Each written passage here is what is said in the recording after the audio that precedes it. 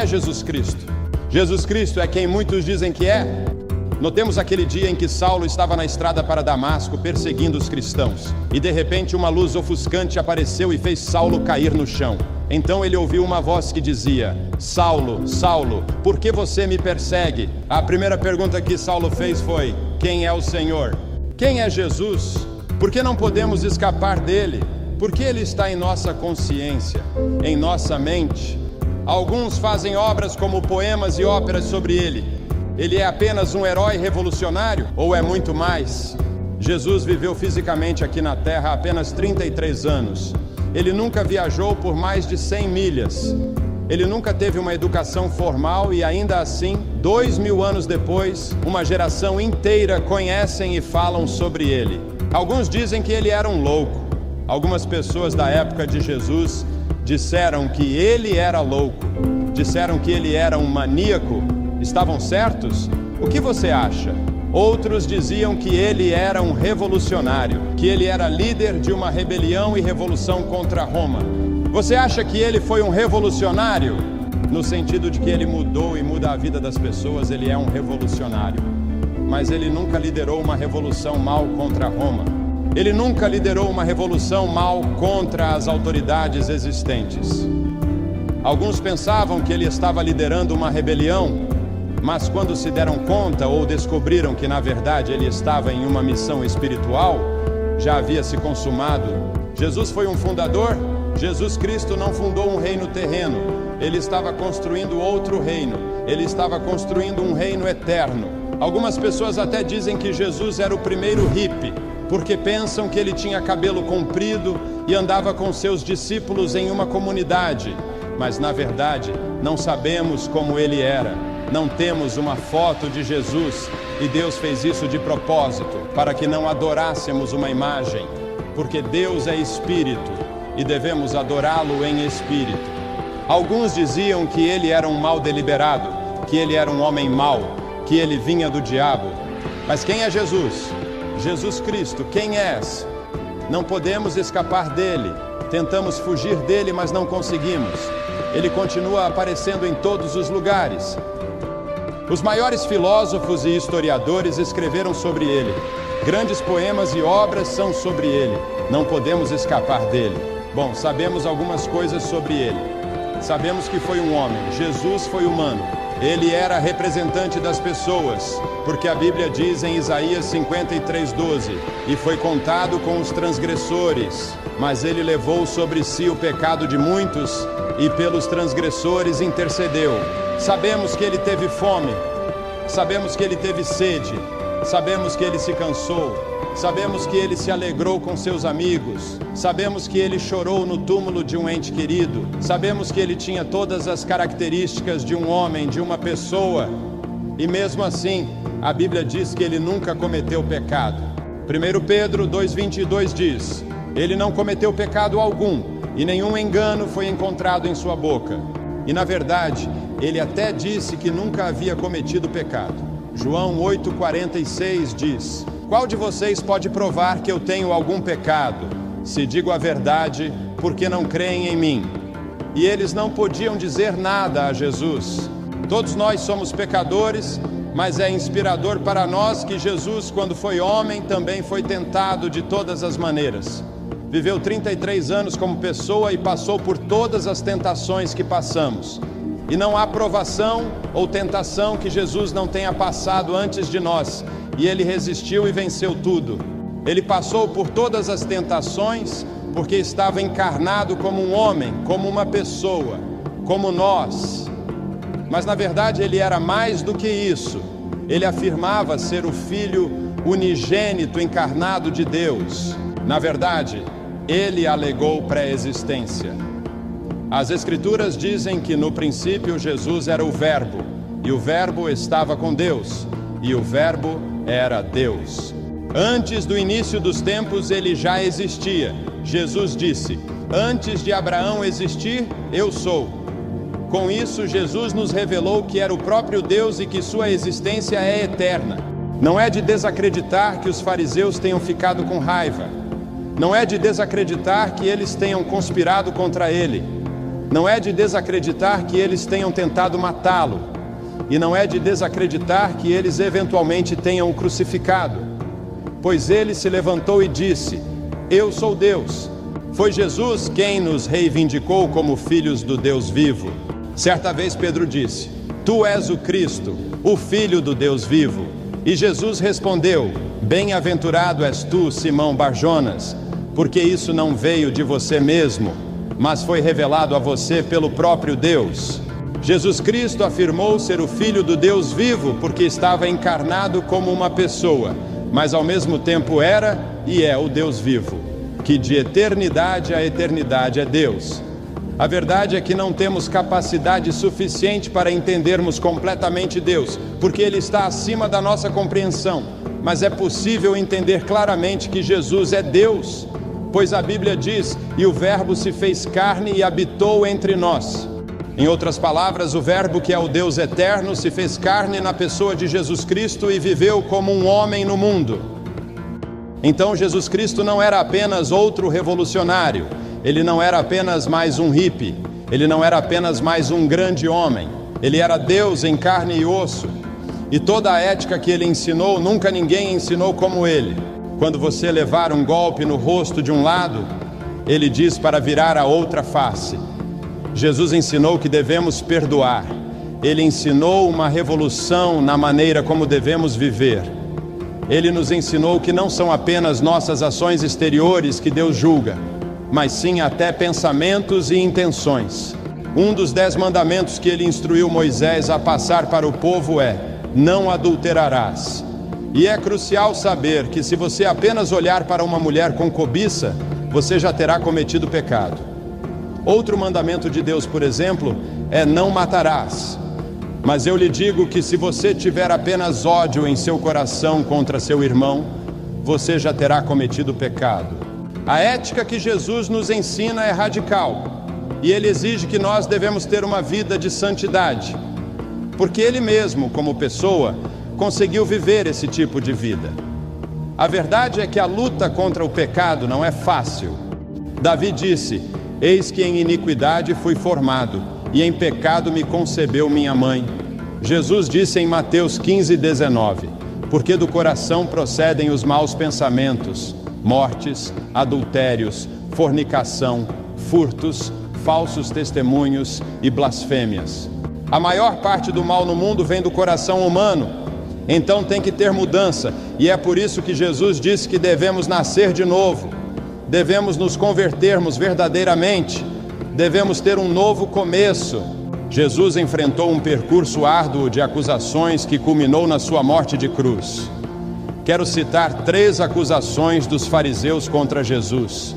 Número 1, eles disseram: este recebe pecadores e come com eles. A segunda acusação foi por Jesus ter curado no dia de sábado. Os fariseus disseram: é permitido curar no sábado? Perguntaram isso ironicamente para terem de que acusar Jesus. E a terceira acusação, usaram o que Jesus afirmou ser. Isto é, ele afirmou ser o Filho de Deus e o eu sou ao mesmo tempo, que é o próprio Deus. Em Mateus 28:18, Jesus disse: foi-me dado todo o poder nos céus e na terra. Algo importante também que confirma que Jesus é Deus é que Jesus perdoou pecados. E nenhum profeta jamais fez isso, porque só Deus pode perdoar pecados. O próprio Jesus perdoou pecados. Ele disse para uma mulher: seus pecados estão perdoados. Outra coisa que a Bíblia nos revela é que Jesus tinha poder sobre a natureza. Certo dia, Jesus estava junto com seus discípulos atravessando o lago da Galileia, e de repente, uma violenta tempestade surgiu sobre o mar, de forma que as ondas inundavam o barco. Jesus, no entanto, estava dormindo. Os discípulos, desesperados, acordaram ele clamando: Senhor, salva-nos! Jesus perguntou: por que vocês estão com tanto medo, homens de pequena fé? Então o Senhor se levantou, repreendeu o vento e o mar, e houve grande calmaria. Os homens ficaram perplexos e disseram: quem é este que até o vento e o mar lhe obedecem? Resumindo, a natureza lhe obedecia. A verdade é que se Jesus quisesse, ele poderia pegar um raio e jogá-lo de volta à sua origem. Mas por que Jesus tinha poder sobre a natureza? Porque na verdade ele era e é o próprio Deus criador da natureza. Jesus mesmo, como homem, através do poder de Deus, tinha autoridade sobre doenças. Jesus fez cego ver, fez surdo ouvir, fez mudo falar, ressuscitou mortos. Ele tinha autoridade sobre os demônios. Jesus confrontou demônios e ele tinha poder para expulsá-los. As pessoas que estavam loucas sob os poderes de demônios, quando Jesus chegava, recuperavam a sanidade. Vejamos a morte de Jesus. Alguma vez aconteceu algo parecido com algum outro homem? Quando Jesus morreu, a cortina do templo rasgou em 2 pedaços. A terra tremeu. As rochas se partiram. Túmulos se abriram e muitas pessoas crentes que estavam dormindo ressuscitaram e saíram dos túmulos. Até soldados romanos confessaram que verdadeiramente Jesus era o Filho de Deus. Antes de Jesus ser crucificado, tiraram a roupa dele. Depois pegaram longas tiras de couro, que geralmente tinham bolinhas de aço ou pedaços de ossos nas pontas, e bateram nas costas dele até que ele mal conseguia se levantar. Depois colocaram uma coroa de espinhos na cabeça dele e sangue escorria em seu rosto. Muitos riram dele, cuspiram e zombaram dele, mas a verdade é que se ele quisesse, apenas com um estralar de dedos, ele acionaria mais de 72 mil anjos que estavam prontos para socorrê-lo. E poderiam até eliminar este planeta da existência do universo. Mas Jesus disse: para isso eu vim ao mundo. Então ele se levantou e seguiu em frente, arrastando aquela cruz com muito sofrimento. A graça de Deus é maravilhosa, pois ela retrocedeu e antecedeu. O sacrifício de Jesus aconteceu há mais de 2000 anos atrás. Mas a graça que Jesus nos proporcionou segue nos antecedendo. A Bíblia diz que por causa da desobediência de um só, no caso de Adão e Eva, muitos foram feitos pecadores, mas assim também por causa da obediência de um só homem, muitos serão aceitos por Deus. Quando Jesus chegou no Gólgota, pregaram ele na cruz, colocando pregos nas mãos e nos pés. E você sabe o que Jesus disse? Ele disse: Pai, perdoa-lhes, porque não sabem o que fazem. Você consegue imaginar isso? Você conseguiria perdoar alguém que havia colocado pregos em suas mãos e nos pés, sendo que você sabia que não merecia? Jesus não se revoltou nem se desesperou. Ele sofreu e apenas disse: Pai, perdoa-lhes porque não sabem o que fazem. Jesus confrontou a violência com amor. O sofrimento na cruz foi tanto que ele chegou a dizer: meu Deus, por que me abandonaste? Então chegou um momento de Jesus na cruz que ele disse: está consumado. Que o mesmo em outras palavras é: o plano de salvação está concluído. Só recebemos perdão de Deus hoje porque Jesus completou o plano divino de salvação para as pessoas. Jesus conhece cada um de nós. Entre tantas pessoas que existem no universo, Ele sabe exatamente quem é cada um de nós. E quando Ele estava naquela cruz, Ele pensou em nós com amor, mesmo sem nem ainda existirmos fisicamente. E a prova do amor dele por nós é tudo o que Ele suportou. Que maravilhosa graça e ao mesmo tempo dolorosa. Já houve algum amor assim além do dele? Ele poderia ter sido resgatado, levado de volta ao céu e imediatamente assentado em seu trono. Mas ele preferiu suportar tudo por nós. Jesus concluiu a missão e ele já sabia que depois de 3 dias ressuscitaria dos mortos. Jesus sabia que a graça seria maravilhosa para nós. Jesus já sabia que seu nome seria glorificado até muitas gerações depois. Jesus já sabia que no futuro teríamos a possibilidade na eternidade de nos reunirmos com Ele em seu reino. A Bíblia nos diz que depois de Jesus dizer está consumado, Ele, inclinando a cabeça, entregou o Espírito. Jesus morreu para que as pessoas pudessem ser perdoadas dos seus pecados e também para termos a possibilidade de receber a vida eterna.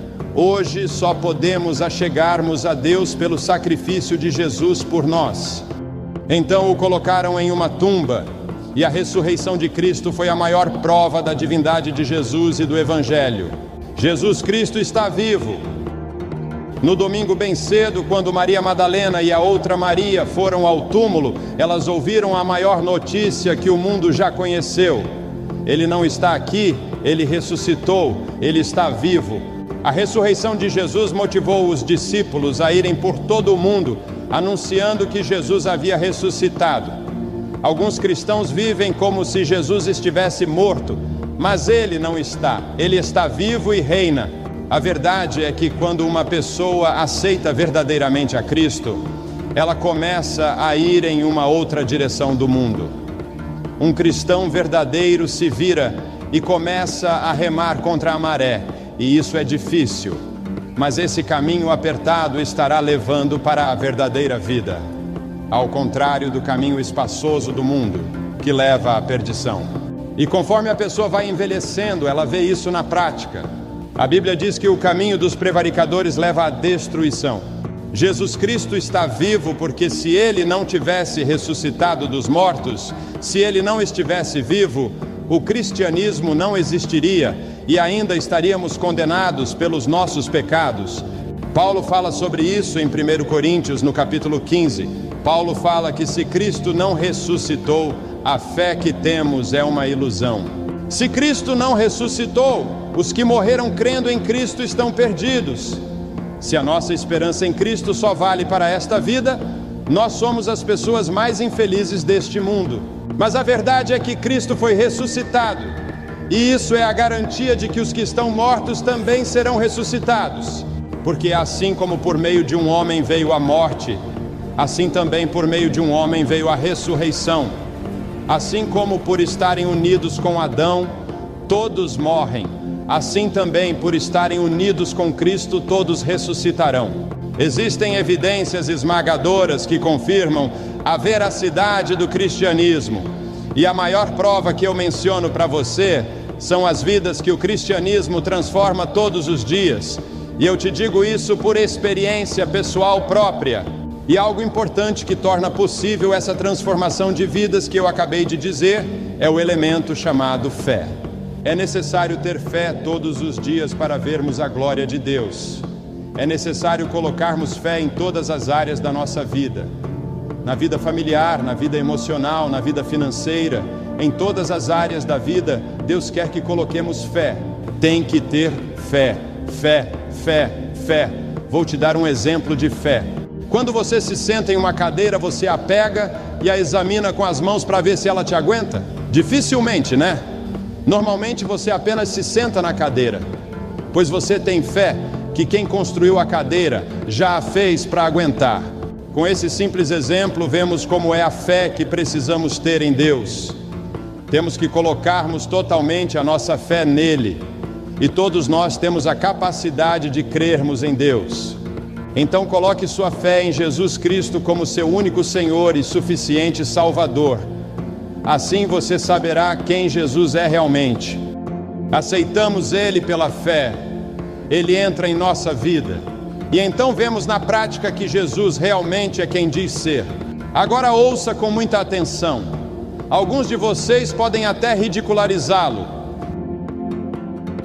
Alguns de vocês podem rejeitá-lo. Alguns podem simplesmente adiar e dizer: vou esperar até outra hora, ou você pode aceitá-lo agora como seu Senhor, seu Salvador e Mestre da sua vida. Então Ele entrará em seu coração, perdoará os seus pecados e mudará a sua vida.